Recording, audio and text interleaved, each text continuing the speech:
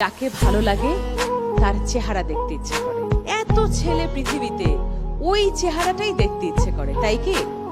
ওই কণ্ঠটাই শুনতে ইচ্ছে করে, তাই কি? একটি ছেলেকে আমি ভালোবাসলাম, সে আমার হাত ধরতে চাইলো, আমি ভাবলাম আমি যদি হাত ধরতে না দিই ছেলেটি বোধহয় আমাকে ছেড়ে চলে যাবে। যেই ছেলে হাত ধরতে না দিলে চলে যায়, তার চলে যাওয়াটাই উচিত, কারণ সে সম্পূর্ণ মানুষ নয়, সম্পূর্ণ পুরুষ নয়। জোর করে ভালোবাসা হয় না। সুতরাং যে কোনো ছেলের সঙ্গে বন্ধুত্ব হলেই ভালোবাসার দিকে গড়াতে হবে। ছেলে মেয়েদের কি বন্ধুত্ব হয়? অবশ্যই। অল্প বয়সে যে ভালোবাসাটা হয় ৯৯ ভাগে সেই ভালোবাসাটা একটা ভুল ভালোবাসা হয়। একটি মাত্র ভুল ভালোবাসা, একটি মাত্র ভুল বিয়ে তোমার সম্পূর্ণ জীবনকে নষ্ট করবে। সুতরাং একটু বড় হতেই হবে বুঝতে যে আসলে কে তোমার জীবন সঙ্গী হতে পারে। শারীরিক সম্পর্কের কথা তোমরা নিশ্চয়ই কিছু কিছু জেনেছো। এটি কিন্তু কোনো খারাপ কথা নয়।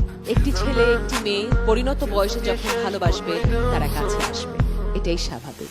কিন্তু তোমরা যদি অপরিণত বয়সে কাছে আসো এবং ভুলে যদি একবার গর্ভধারণ করে ফেলো, যেহেতু সামাজিকভাবে বিয়ে হয়নি মেয়েটার, দেখা যাচ্ছে প্রেগনেন্ট অবস্থায় বাচ্চা, বাংলায় কি বলে, বাচ্চা ফেলে দেওয়া বলে, তাই না?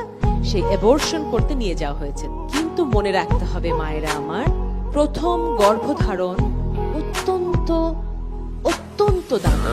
অনেক মেয়ে আমি দেখেছি যারা আমার সঙ্গে বড় হচ্ছে, ছোটবেলায় এমনি এক ভুলের কারণে আর জীবনে কখনো মা হতে পারে। এখন তোমাদের স্বপ্ন দেখার সময়, বড় হবার সময়, লেখাপড়া করবার সময়, কিন্তু কিসের সময় নয়?